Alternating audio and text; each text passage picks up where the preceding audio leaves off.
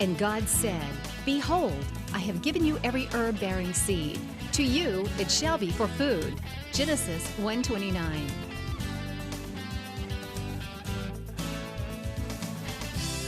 Man did eat angels' food. He sent them meat to the full. Psalm 78:25.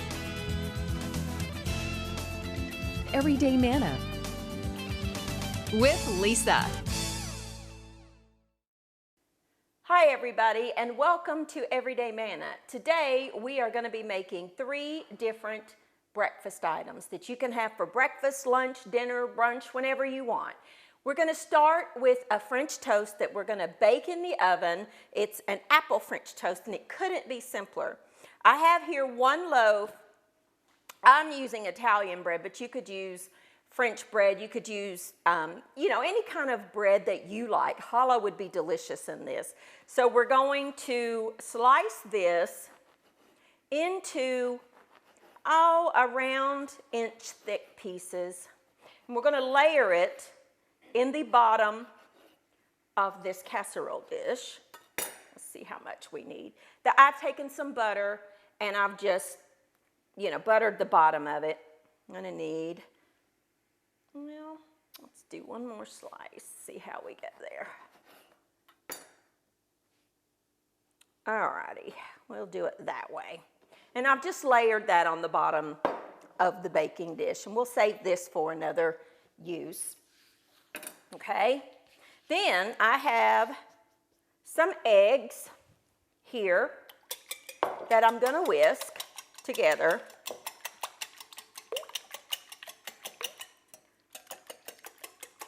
I'm going to add some sugar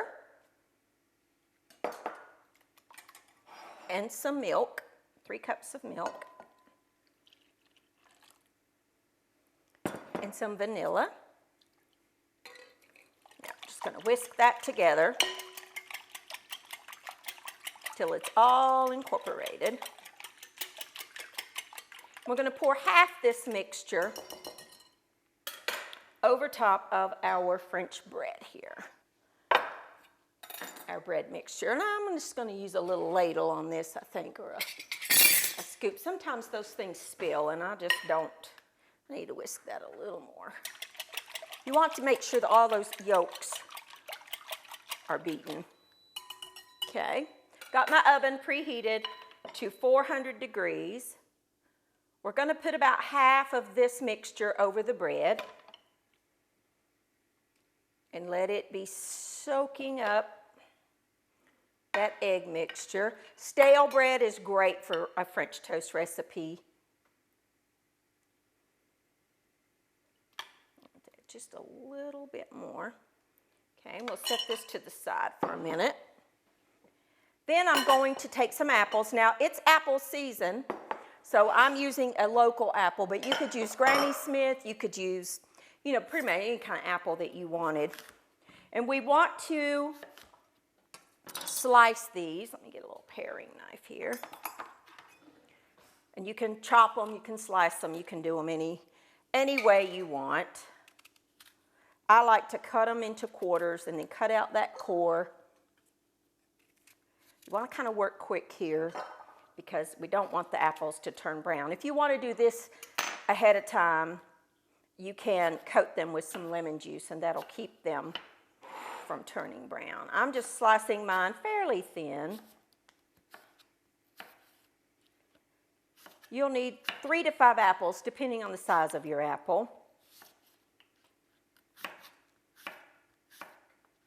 I think I'm going to switch to my little smaller paring knife here. Yeah, that's a little easier.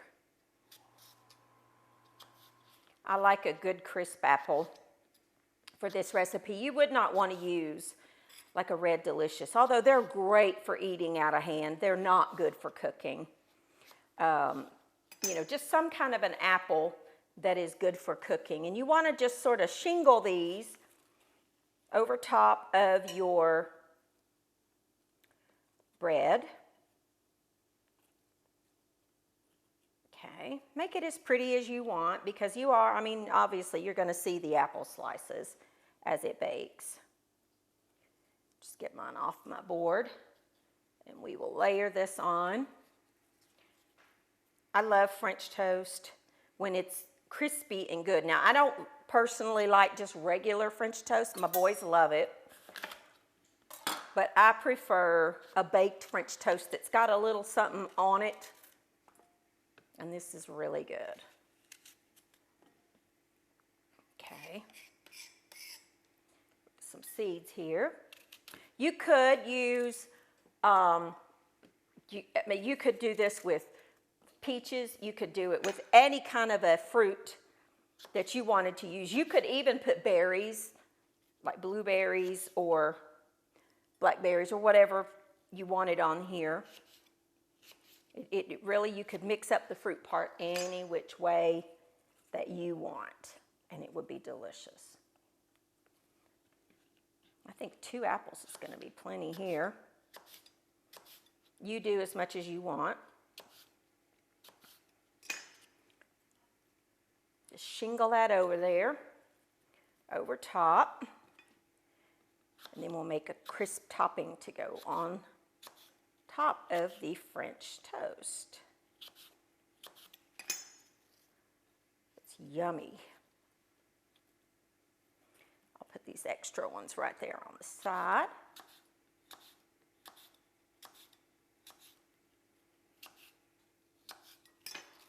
Okay. You could, if it was the fall time of the year, you could mix in some pumpkin pie spice with this. That would be delicious. Or even like the pumpkin spice coffee creamer instead of milk, just kind of, well, I mean, you know, like in conjunction with half and half or something like that. Now, we're going to take some more sugar, some cinnamon, and a little salt. We're going to stir that together.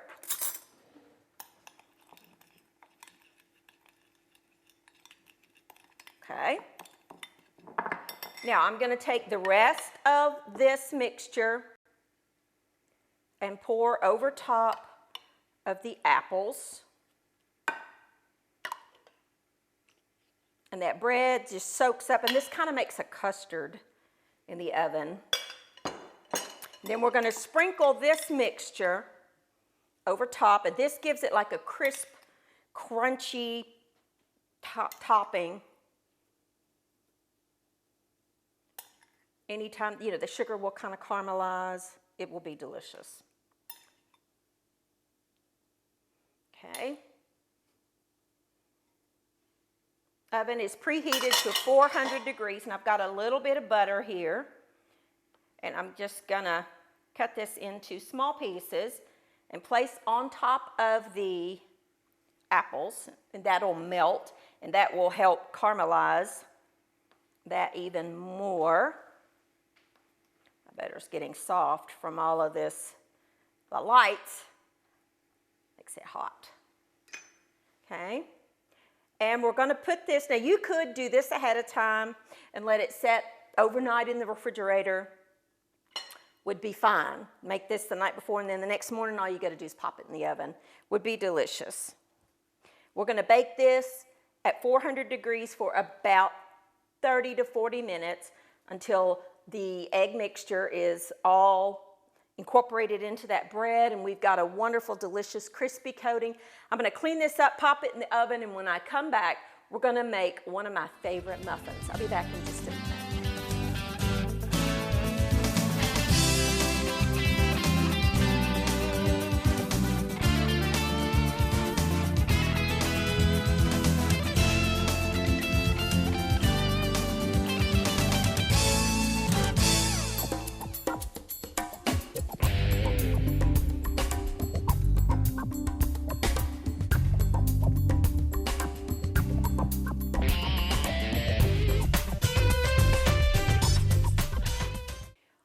Alrighty, now our French toast is in the oven, and we are going to be making a coffee cake muffin.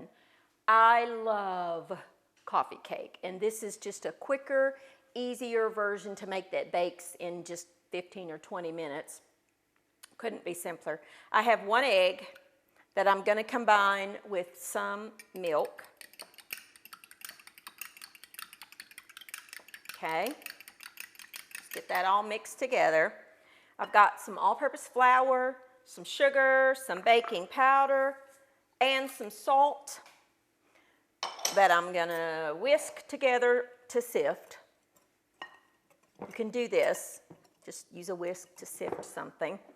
And then I've got some solid shortening that I'm going to cut into smaller pieces and drop in there.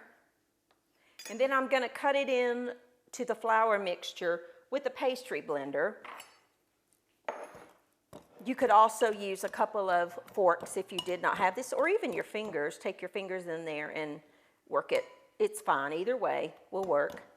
You just want that to be cut into smaller pieces into the flour and coated. And then in the oven, when it melts, it causes steam, which helps your muffin to rise. So whenever you read a recipe that says cut the butter or the shortening into, that's what they mean. This is a pastry cutter. They're very handy to have in the kitchen because they are a multitasker. You can use it for many things. Okay, that's good. All right, then I'm gonna add my egg and milk mixture to this. Let me get a spoon, or just a little spatula is fine. And you just wanna stir all that together. Don't overbeat or mix your batters, because really that is what causes your muffins or your breads or your pancakes to become tough, when you overmix it. Okay? It's okay if it's lumpy. You just want to get that flour incorporated. Now, I've got some brown sugar, some melted butter, a little bit of flour, a little bit of cinnamon, and I've got some walnuts here that I need to chop to be a little finer. If you buy them already chopped, this step's unnecessary. I'm using walnuts, but you could use any nut you wanted. You could use pecans, you could use almonds, anything you wanted is fine. I just want to chop these up a little bit. I don't want them so fine that you can't tell what they are. I like the nuts crunch that it adds. Now, you don't need to toast these ahead of time because obviously they're going in the oven and they're going to toast anyway. All right. We are going to stir that together and add our nuts into the oven. That beeping that you're hearing is my waffle iron, because we're going to make a gingerbread waffle. Oh, so good. Okay. Just stir all of those together. All right. Now, what you want to do is take a muffin tin, spray it with a non-stick spray. Okay. Take a spoon. I need a little bit bigger spoon. Let's see. I think they're back here. Put some of these in my working drawer here. You want to take a little bit of your muffin mixture and place it in the bottom of your pan. Okay. We're layering these. So I'm going to put some nuts in the center. Don't want to fill these up. You just want them to be about halfway, if not quite not halfway, maybe a third of the way. And this is one of those things that's even better baked a day ahead of time, because the flavors have a chance to melt together. And oh, some things just are better made ahead, and breads and pastries are typically one of those things, because the flavors have a chance to get to know each other and blend a little better. Okay, now, once you have that done, take some of your nut mixture and put in there, just a little bit, and put over top of the first layer of muffin mix. Okey-doke. Not, not all of it, but just some of it.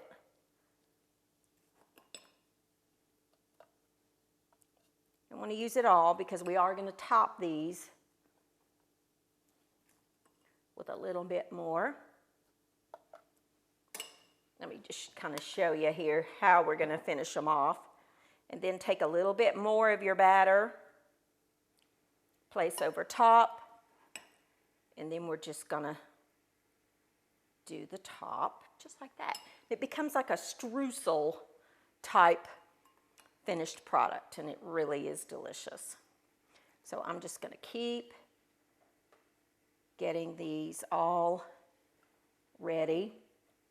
These need to bake at 375 for about 15 minutes or so, or until a toothpick inserted in the center comes out clean, as is typical for most muffin recipes or bread recipes. Now, I would serve this alongside, of course, a good hot fresh cup of coffee, but I would serve it with maybe some bacon or sausage, or a good fruit salad if you were having it for breakfast. It would go great on a buffet. You could do that. I mean, really, you could do about anything you wanted to for breakfast, whatever your typical breakfast meals consist of. I find glazed Canadian bacon is delicious for breakfast. We've done that recipe before. It's okay if you don't cover, I need to get me a little spoon that scrapes the sides here. If you don't cover the entire top of the muffin, it's okay because it's all going to puff up and blend together anyway.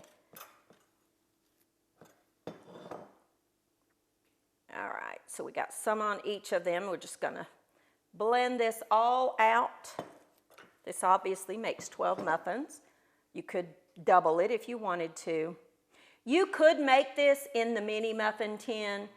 A little bit more tedious. I don't know that I would do that necessarily because it really would be tedious to try to get in all those little tiny nooks and crannies of the mini muffin tin.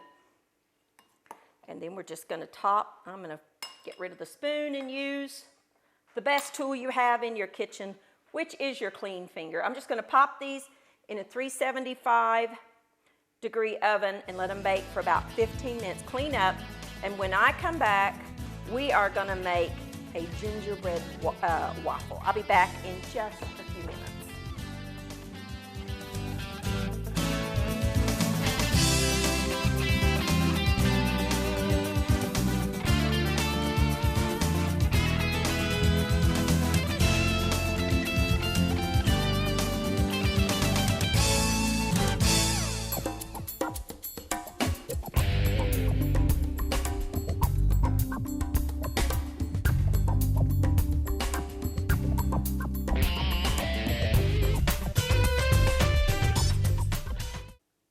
All right, now we are going to make a gingerbread muffin. Now, I'm using a stand mixer. If you don't have one of these, a little hand mixer's fine, or even, your hand, but there's quite a bit of beating with this one. So I've got all-purpose flour. I'm just going to go ahead and put it in the mixer. Okay. All righty.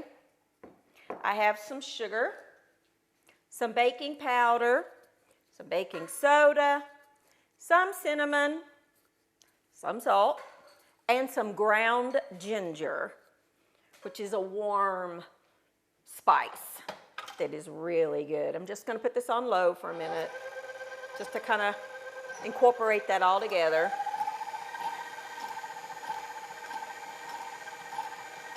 Okay. Then I have some vegetable oil. a couple of eggs, 2 eggs, some buttermilk. All right, whisk that together real quick. Now, either I was looking in the wrong place or they just didn't have it. Normally, I would use molasses in this. I could not find any molasses when I went to the store. So I'm going to substitute pancake syrup. You could use maple syrup if you wanted. If you have molasses, it's a stronger flavor. And it works well in this dish. But if you don't have any molasses, you can use pancake syrup or maple syrup is fine. All right, we're going to whisk that together. You don't have to worry about getting it perfect because we're actually going to be putting it in the mixer. So I'm going to turn this on low. And I'm going to pour this in and let it mix that until all that flour is incorporated into the batter. The buttermilk adds a little bit of tang to it and just makes it good. I'm going to scrape down my sides because oftentimes in these mixers, the flour does not get all the way incorporated, so you do need to scrape down the sides and then turn it back on.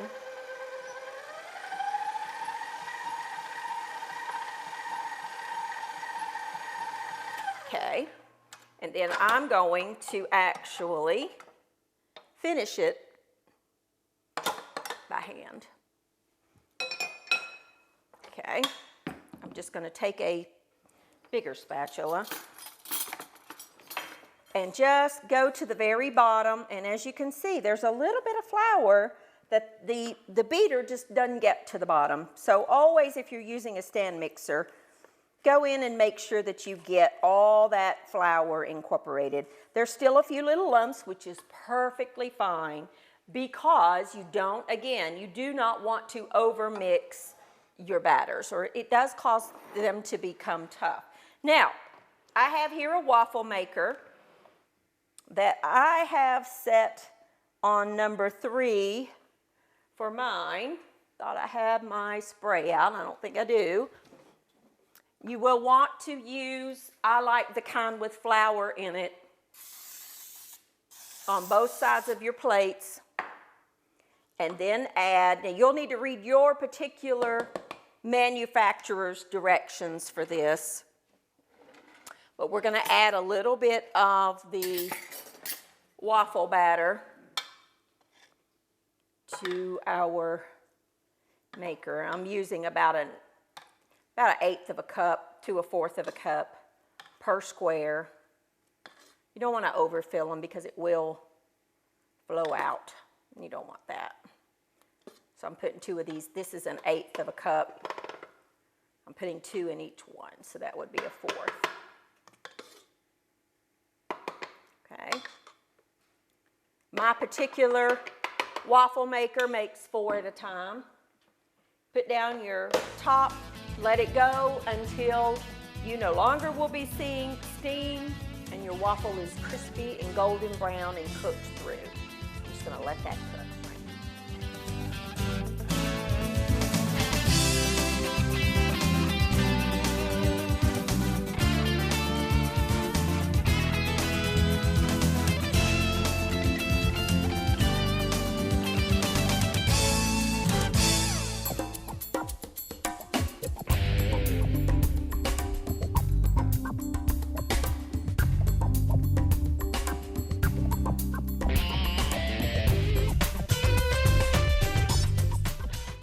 Alrighty, now our food is done. These are our waffles, and again, you're gonna need to use your manufacturer's directions. I would just serve them with some butter and some syrup, and these are our delicious, delicious little cappuccino muffins. Let me show you the inside of one of those. Because we layered them, you see in the middle, you've got that little bit of just delicious little brown sugar nut flavoring that's wonderful with a cup of coffee. This is our apple French toast bake. It puffs up and it becomes glorious. The apples cook. They've got that cinnamony coating on top, and they are delicious.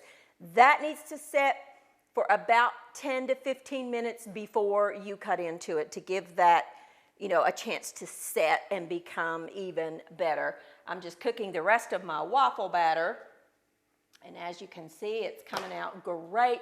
It just needs to go according to the manufacturer. These are just some quick and easy, delicious breakfast, lunch, dinner ideas for you. I would, again, serve this with maybe, if you're doing breakfast, I would do some glazed bacon or sausage. Homemade sausage would be delicious with this. If you were serving that maybe alongside a couple of scrambled eggs, most definitely a good cup of coffee, because you can't have that without coffee, in my opinion. But I'm a coffee lover. This would make a great brunch also, or dinner.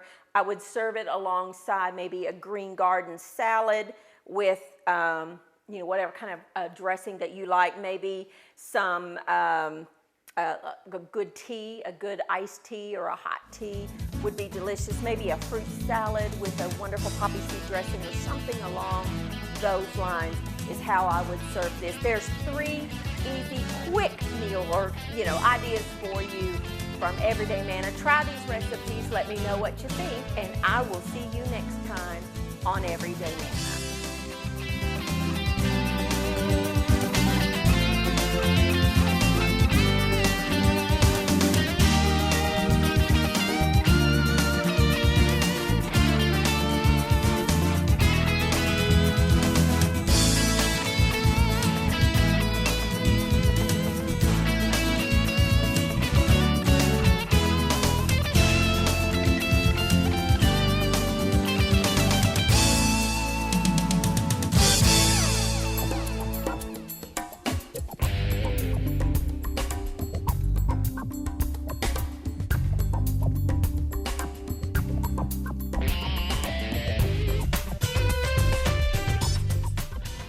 Thank you for watching Everyday Manna with Lisa. This program is made possible by viewers like you. Your support is continually needed to keep Christian programming on the air.